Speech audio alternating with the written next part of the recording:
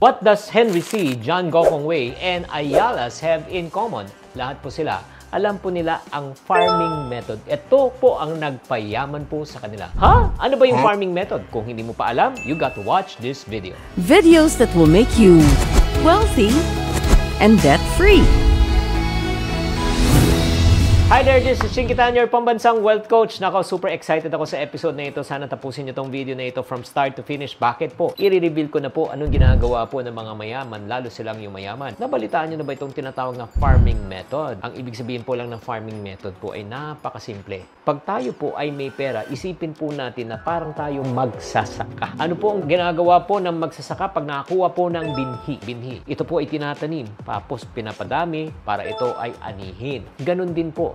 Pag tayo po ay nagkapera po, ano pong gagawin po natin? Ang gagawin po natin ay dapat itanim po natin ang pera. Sa Chinky, sa lupa, bakit tutubo ba? Magkakaroon tayo ng money tree? Hindi. Itatanim po natin yan, ininegosyo po natin yan. Oo. Ito tingnan nyo. Si Ginoong Henry C., siya po ang founder ng SM Investment Corporation. Ang ginawa po niya, di ba, nagnegosyo muna siya. Nung nagnegosyo na siya, lumaki na negosyo niya, pagkatapos anong ginawa niya? Ininvest niya ulit, tinanim niya ulit sa larangan ng real estate. Pagkatapos man yan, syempre, nagtayo na naman siya, tinanim na niya, nagtayo na naman siya ng bangko. O, di ba? In other words, yung pera po ang ginagawa, tinatanim po. Si John Gokong Wei, ganun din po, sa Summit Holding po. Nag-umpisa siya sa pagkain, food and beverage. Tapos, tinanim niya ulit ang kanyang kinitas. Also, sa real estate. Pagkatapos yan, tinanim naman sa telecommunication. Pumasok na po sila. Sila po yung Sun before. Tapos, tinanim nila ulit. Sila po ay nagtayo ng airlines na tinatawag natin na Cebu Pacific. At syempre, and the rest is history. Ganun din po mga Ayala. Siyempre, kumita po sila at sumikat po sila sa mga property. Hindi sila napirmi doon. Yung kinita,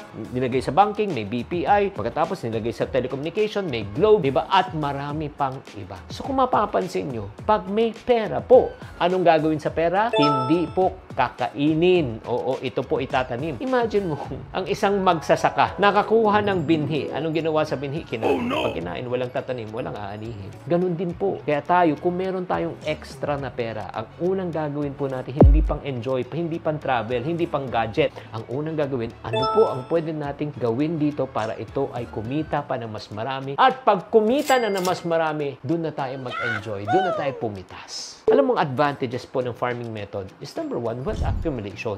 Ang kagandahan po dito, parang ano lang yan eh. The more seed you plant, the more chances of growing. So, see poster and print ad for details.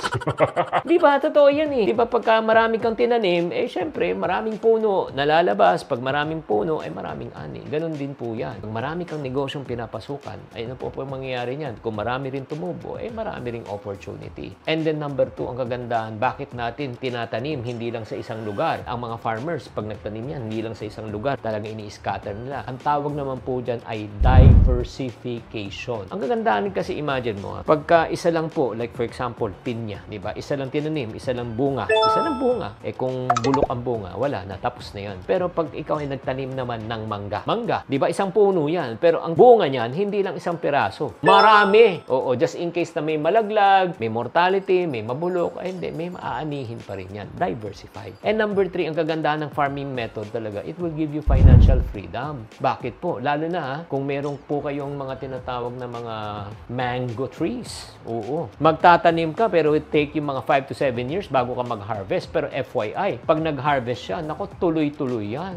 Di ba? You will earn income for life. Maganda ba tong farming method concept na pinag-uusapan? Pakitype sa comment section. Pero unfortunately, karamihan ng tao, alam mo, imbis na itanim, anong ginagawa? Kinakain po. Bakit po? Nape-pressure po tayo sa social media di ba? Kung meron tayong pera, ginagastos po natin. Or if not naman, nagkakaroon tayo ng impulse buying. Or if not naman po, pag may pera po tayo, napupunta lang sa luho, di ba? Or if not, sa sugal. Or if not naman, nami-mismanage po natin ang pera. Instead na itanim, nagagastos pa rin. Kaya para sa mga tao, makinig po kayo, ito na po yung ending, ito yung pinaka-importante. Gusto nyo ba mag-apply yung farming method sa iyo? Kung gusto mo, type gusto sa comment section and I will give you 3 powerful tips. Okay, in order for you to apply the farming method with your money. Number 1, pag ikaw po ay magsasaka at may binhi, ano gagawin sa binhi? Itinatanim. Kaya nga, pag ikaw may pera, anong gagawin mo? Itatanim mo. Treat this investment as planting. Oo, parang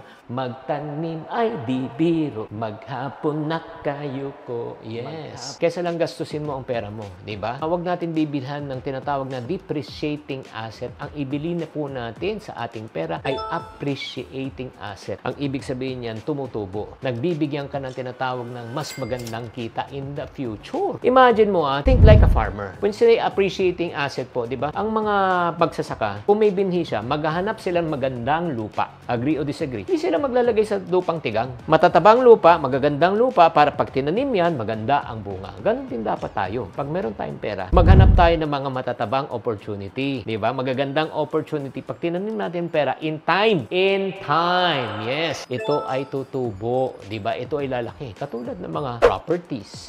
Income generating assets yan. Pag-ibig MP2. O yan, yung mga safe na yan. Di ba? Magagandang mga opportunities na yan. In other words, mataas po ang pwede nating kitain. And then, ito, napaka-importante po. Pag tayo po ay nagtanim bilang isang magsasaka, di ba? Pag nagtanim ka, tanongin kita, araw-araw mo ba tinitignan yung tinanim mo? Tumubo na ba? Tumubo na ba? Tumubo na ba? At pag mabagal ang tubo, ano gagawin? Hihilain mo, hihilain mo, hihilain. Ako, pag hinila mo ang tinanim mo, mababansot o mamamatay kasi mapipilitan eh. Parang forced to grow eh. Ganon din po. Pag tayo po ay nagtanim at nag-invest, parang awa nyo na, kailangan po natin ng patience. Everybody say patience. Kailangan po pang matagalan. Di ba pag nagtanim ka, diligan mo, alagaan mo, pero syempre, huwag mong mamadaliin kasi may proseso. Ganon din po sa pagpapadami po ng pera at ng ikayamanan. Kailangan po natin na pasensya. Kailangan natin ng discipline. Kailangan natin pagpupursugi para ito ay magpatuloy-tuloy.